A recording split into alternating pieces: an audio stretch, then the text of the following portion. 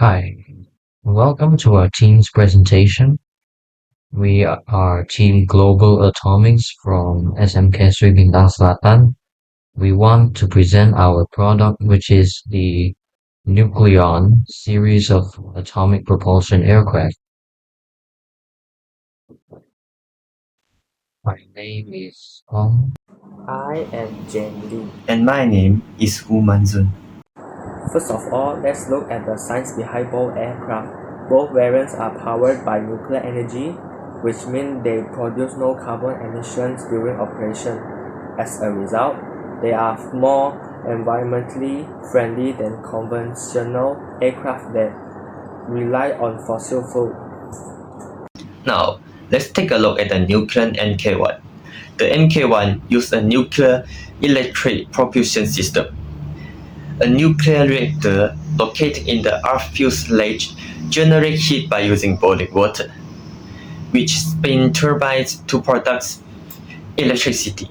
This electricity is stored in batteries and used to power electric motor that drive the propellers. In an emergency, the reactor can be ejected from the aircraft, allowing the Mk1 to continue operating on backup hydrogen fuel cells. During an ejection or an emergency landing, the reactor will automatically scram, meaning it rapidly shuts down to reduce radiation risk. The fuselage is divided into multiple airtight sections, each equipped with floor escape hatches. In the event of a water landing, the aircraft is designed to float, making water landings the safest option during an emergency.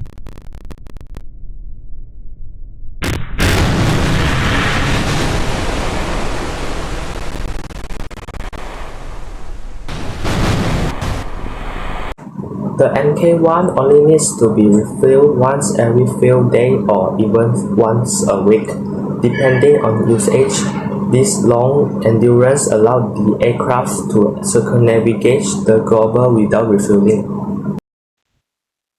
Because the Mark 1 can operate efficiently at lower speed, it is ideal for use as an airborne laboratory. Now, let's move on to the Nucleon Mk2. Unlike the popular driver's Mk1, the Mk2 is powered by atomic turbojets, increasing its cruising speed from 440 knots to 580 knots.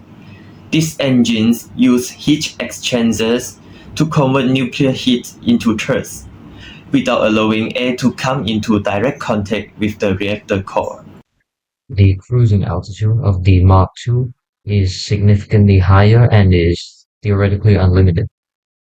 Since the engines only use oxygen as a heating element, the aircraft can carry onboard oxidizers so it can operate in a vacuum. So with sufficient modification, the Mach 2 could be used for space travel. Due to its higher energy requirement, the Mk2 used three nuclear reactors. One ejectable reactor in the F fuselage supplies electrical power, while two efficient reactors are enabled within the engine cross to generate thrust. If one engine reactor fails, a cross-bell system allows both engines to continue operating. In the event of a crash or emergency, all reactor can be safely shut down, like the Mk1, and the Mk2 is also capable of ditching and floating on water due to its mostly lower fuselage. This is because the Mk2 operates in a closing cycle system. It produces no carbon emissions as air never directly passes over the exposed reactor core. However, the design results in a significant increase in weight. The Mark II has an empty weight of approximately 300 tons compared to the Mark I's 180 tons. The main disadvantage of both aircraft is their weight. Although they are slightly smaller than modern airliners, they weigh nearly the same due to heavy radiation shielding. This elements create handling challenge, as Electron place extreme stretch on the airframe and could potentially cause structural failures. Therefore, both aircraft must be flown using large gender control input. On the other hand, landing has gotten quite more difficult. Because both these planes are so heavy, pitch control is drastically reduced at low speeds, which cause both aircraft to have a high negative feet per minute rate during landing. Additionally, while the probability of a reactor meltdown is extremely low, it is never zero. So even if we have advanced safety systems like the auto scram and the reactor ejection, that risk is never going to be zero.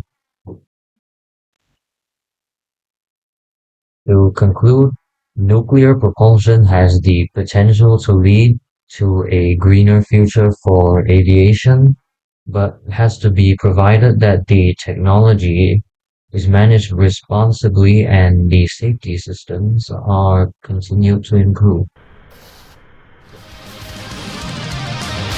That's all from us. Hope you all will like this product. Thank you very much.